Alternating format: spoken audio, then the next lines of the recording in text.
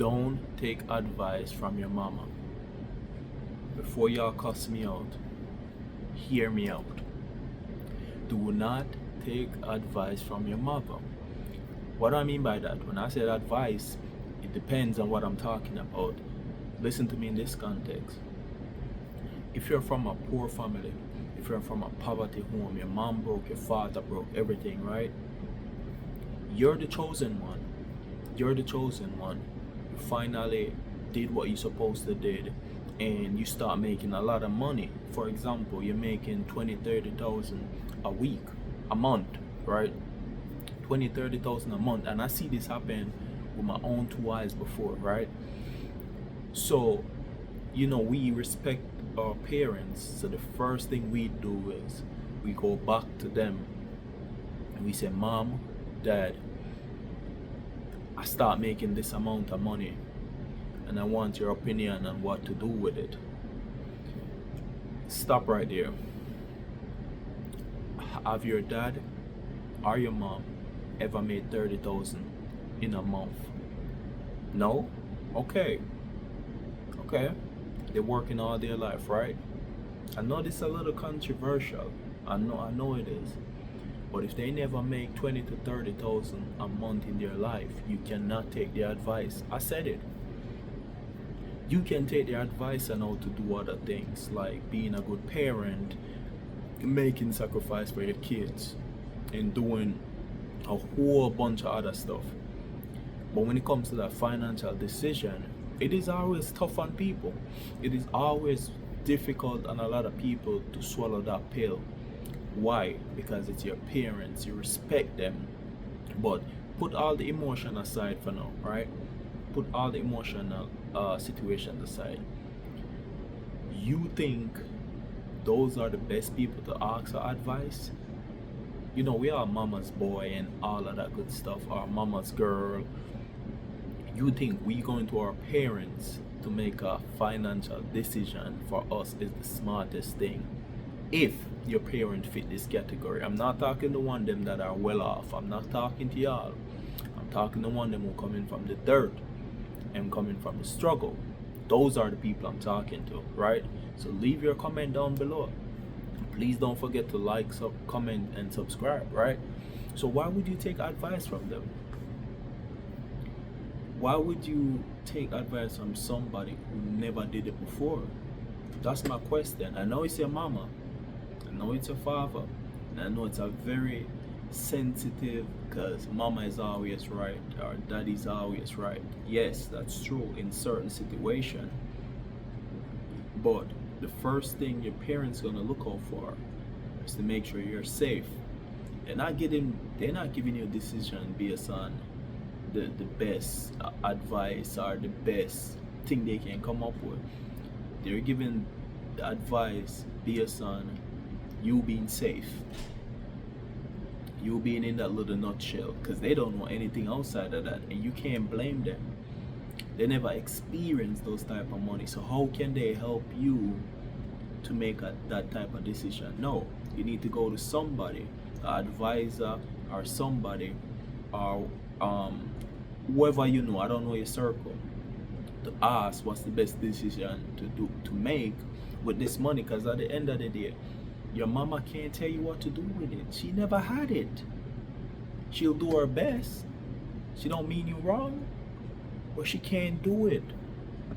And I don't mean to hurt anybody's feelings, because a lot of people gonna come at me and saying, "Oh, Seven, you talking a lot of trash." But that's just my opinion. I'll go to my mother for a lot of advices, like when it comes to taking care of the kids, or what type of diapers should I buy, and all that good stuff. But I will never ever go for any financial advice, respectfully. And that's not me disrespecting them. That's just me being aware of the situation and where they stand and where I stand. Right? So I'm not going to take advice when it comes to that scenario. It's a no-go for me. It is a no-go, because at the end of the day, we all come through generational trauma, and they keep passing down the line. Your grandma didn't have it, your mom didn't have it, your great grandma didn't have it, your great great grandma didn't. Like, it goes all the way back, right? It goes all the way back. So you know, you as a generational curse breaker, you crack that code. So how can you go back and ask for advice to crack the code when none of them did it before? Everybody contribute to getting towards there, right? Yeah, not denying that. But you crack the code. A matter of fact, you should teaching them how to do it. You should be teaching them how to do it. Not vice versa. I mean, you can always ask opinion, but don't make them make any type of financial decision. Don't let them make any type of financial decision. Trust me, they're not trying to make a bad decision. They're trying to do the best for you, but they're limited. Knowledge wise, they're limited. Why? Because they never did it before. I'm sorry, you can't take advice from your mama when it comes to that situation. You cannot. I know it's a touchy topic. I know it's very touchy, and the reason why I brought this up is because I saw this happen to one of my friends recently, where he started making a lot of money, right? He started making a lot of money, and he was living in the hood, and he went to his mama and say, "Mom, you know, what do you think I should do?" And his mom says, "Stay in the hood.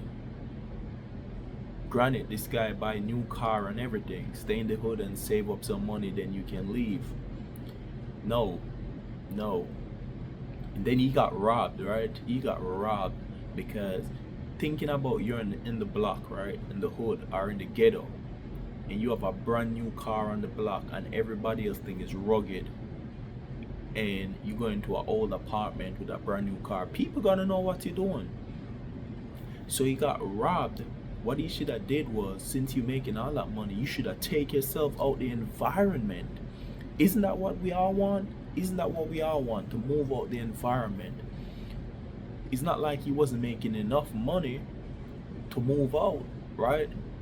And this is what I said to him. I said, I would prefer you move out and don't buy a car yet, if that's the case, if it's financially. But you talking about the block getting and all that stuff, you talking about all that stuff that's going on, and you would sit there just to save some money, and you know what's going on. You told me what's going on, and you can't sleep at night. You scared that when your daughter's supposed to go to school, sometimes you worried about when the bus drop her home because of certain things. Bro, that's the first move you should make. I'm sorry, your mama was wrong. I'm sorry. You don't make money and buy a new car and stay right where you're at. You don't do that. You're gonna be stand out and you're gonna become a target. And that's why this video for me is so emotional, because that's one of my great friend. You know, he got robbed. Luckily they didn't injure him or anything, but it just shows a lesson. And he's still there right now, because this happened like 2-3 weeks ago, and he's trying to figure out where he's gonna leave to right now. So that's why I'm like, bro, your mom didn't mean you any bad and all of that stuff. And I said, listen, the reason why you never get robbed before, because you didn't have anything. Let's be honest. You didn't have a car. Now you have this brand new car on the block. Stand out. It's brand new car on the block. Stand out for everybody to see and see what house you going in and all of that. Bro, you don't do that. You don't do stuff like that. I don't care what nobody want to say.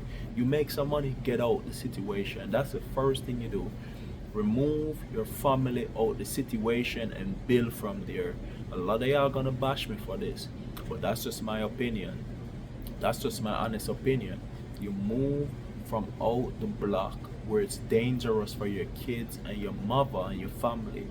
Take them out the block, off the block, as you can afford it. Don't sit back and talking about let me be cheap and say, bro, you could have died, leave all that money. You could have died. You could have died trying to save some little chump change, bro. You don't make no sense. Alright, it's your boy 7. I'll see you on the other video. Alright, please like, comment, share, and subscribe.